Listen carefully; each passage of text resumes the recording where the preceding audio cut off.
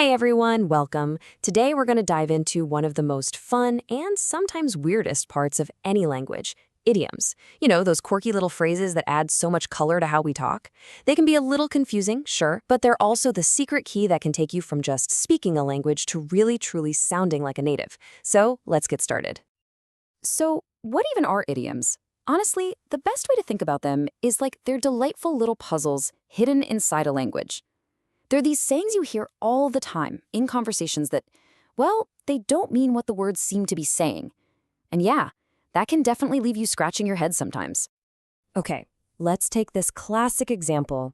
If someone tells you it's raining cats and dogs, you're not going to see any actual animals falling from the sky, right?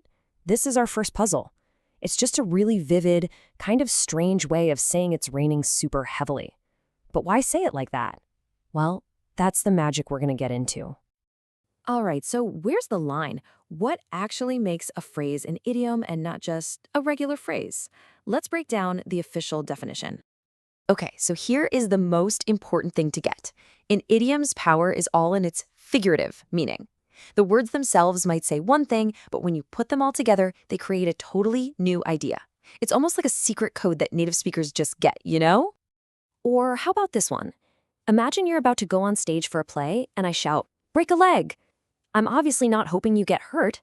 It's the complete opposite. It's just a classic, old-school way actors wish each other good luck. The literal meaning is totally the opposite of what you're actually trying to say. Okay, so we know what they are, but why? Why do they even matter? Why don't we all just say exactly what we mean, all the time? Well, it turns out there are some pretty powerful reasons we use them. It's because idioms give language its personality. They add this incredible richness and flair that you just can't get with simple, direct words. I mean, saying you're feeling under the weather paints such a better picture than just saying, "I don't feel well." It lets us be way more creative in just our everyday chats. And this right here shows you those two different worlds perfectly, side by side. Literally, hitting a nail on the head is, well, just that, a physical action with a hammer. But figuratively, it means you've said something that is spot on, absolutely correct. That huge leap from the literal to the figurative, that's the magic of an idiom. But here's where it gets really, really cool. Idioms aren't just creative phrases. So many of them are like these tiny little time capsules. They carry entire stories from history and culture right inside of them. It's like a little window into the past. Let's take the phrase "bite the bullet." Today, we use it to mean, facing a tough situation with a bit of courage. But where it came from, that is a whole different story, a much darker one. It takes us straight onto an old battlefield. Just picture this for a second. We're talking a long, long time ago, way before modern medicine. A soldier is wounded and needs surgery, right there on the field. But there's no anesthesia, nothing at all to numb the pain they're about to go through. So they were giving a lead bullet. Bite down on as hard as they possibly could. It was a way to brace themselves and just try to endure something unimaginably painful.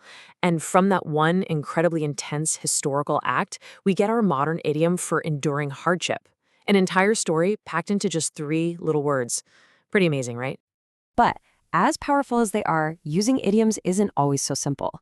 In fact, if you're learning a new language, it can kind of feel like you're trying to walk through a minefield. You really have to tread carefully. And here's the catch. Idioms are what you'd call a double-edged sword. Use them correctly, and wow, you sound fluent and natural. But if you use them incorrectly, well, things can get pretty awkward pretty fast. So what are the actual risks here? I mean, it's not just about sounding a little silly. Getting an idiom wrong can lead to some real communication problems. Best case scenario, you might just confuse the person you're talking to. But worst case, you could cause a genuine misunderstanding. Take "let the cat out of the bag." We all know that means to reveal a secret, but if you use it in the wrong context, you might actually spill the beans about something you were supposed to keep quiet. All right, so after hearing about the risks, you might be feeling a little nervous. But don't be. I promise, with the right approach, you can absolutely master these expressions and unlock a whole new level of fluency. So the big question is, where do you even start? How do you go from being confused by idioms to using them confidently? Well, luckily, there's a pretty clear path you can follow. The absolute key is context and immersion. You really can't just memorize a list of idioms. It just doesn't work that way.